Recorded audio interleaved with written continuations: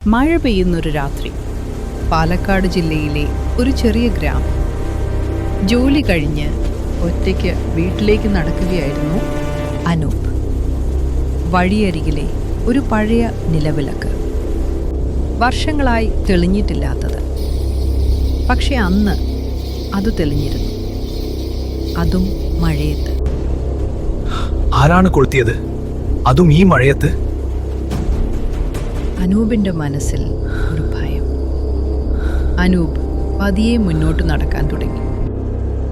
അനൂപേ, ഒന്ന് തിരിഞ്ഞു നോക്കൂ. പിറകിൽ നിന്നുള്ള വിളി കേട്ട് അനൂപ് തിരിഞ്ഞു നോക്കി.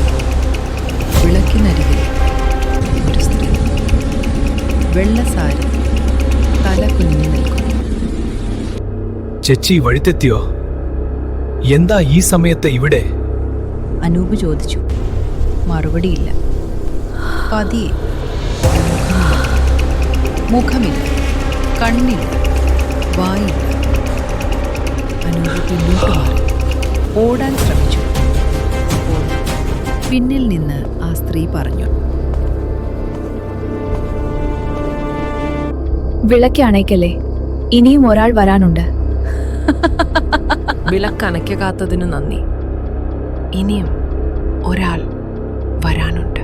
അനൂപ് തിരിഞ്ഞു നോക്കാൻ പോലും കഴിഞ്ഞില്ല. പേടിച്ച് അവൻ വേഗതയിലോടി. അടുത്ത ദിവസം രാവിലെ അനൂപിനെ കാണാനില്ല. നാട്ടുകാരൊക്കെ പരിഭ്രാന്തരായി. തിരക്കാനെന്നീ ഒരിടം പോലും ബാക്കിയില്ല. അപ്പോഴും ആരുടെ ശ്രദ്ധയിലും പെടാതെ അതേ വഴിയിൽ വിളക്കിൻ്റെ താഴെ അനൂപിൻ്റെ ചെരുപ്പുകൾ മാത്രം. നിലവിളക്ക് വീണ്ടും കെട്ടിടുന്നു. അതിനുശേഷം എപ്പോഴൊക്കെ വിളക്ക് തെളിയുന്നു, പിറ്റേ ദിവസം അവിടെ വിളക്കിനരികിൽ ആരുടെയോ ചെരുപ്പുകൾ കാണാം. ചില വിളക്കുകൾ വെളിച്ചത്തിനല്ല, കാത്തിരിപ്പിനാണ്.